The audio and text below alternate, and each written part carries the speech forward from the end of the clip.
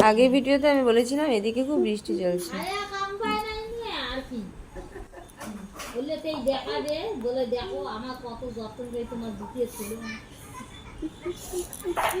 না, আজকে অনেকদিন পরে রোদ উঠছে তো ওই জন্য জুতাগুলো তাই রোদ উঠছে অনেকদিন পর, তাই আমি এগুলো রোদে দিয়েছি।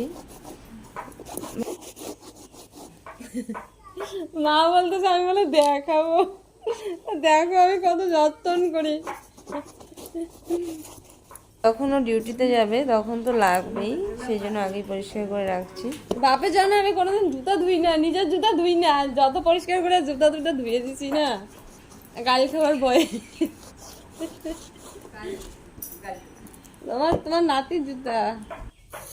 এদিকে জুতো পরিষ্কার করছিলাম আর মা তারপরে ঠাকুমা সবার সঙ্গে গল্প করছিলাম। থাকলে তাও আবার ছাতা ধরছে ইয়ে না।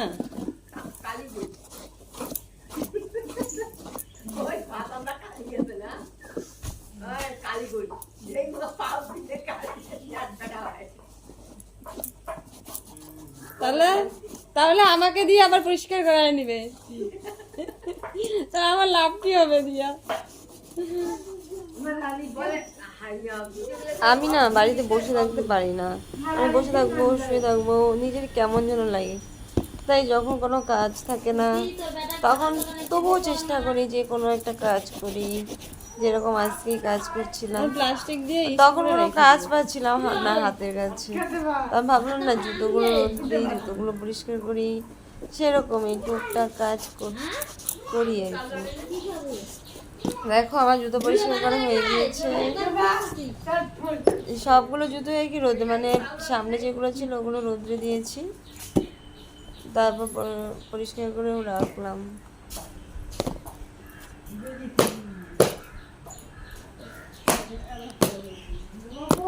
আমি তো শীতকালেই কিছু পরি, তাছাড়া তো সবসময় পরি না।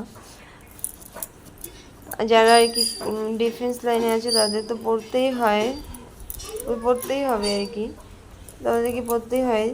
তা আমি তো পড়ি না, তা আমি শীতকালেই যখন পড়ি তখন নিজের জুতোগুলো ধুয়ে দিতেই কেমন যেন লাগতো, দিতাম না বেশি একটা। আর এখন বডির জুতো পরিষ্কার করতে হচ্ছে না, এটা সবাইকেই করতে হয়, আর এতে খারাপ লাগার কোনো নেই, এগুলো করতেই হবে, এগুলো আমাদের একটা দায়িত্ব কর্তব্যের মধ্যেই পড়ে। কারণ বউ হয়ে এসে যদি আমরা এই কাজটুকু না করি তাহলে নিজেরই খারাপ লাগে, ভাবতেও খারাপ লাগবে যে আমি কাজ করছি না, ওর জুতো ওই পরিষ্কার করছে, ওর জামা ওই পরিষ্কার করছে, ভাবলেও খারাপ লাগে, মানে দেখতেও খারাপ, লজ্জা লাগে কীরকম যেন। আর বিশেষ করে বাড়ির লোকের সামনে যদি ওইরকম জামা ধুয়ে দেয়, জুতা ধুয়ে দেয়, তাহলে আরও দেখতে খারাপ লাগবে, তখন আমার ভীষণ লজ্জার ব্যাপার।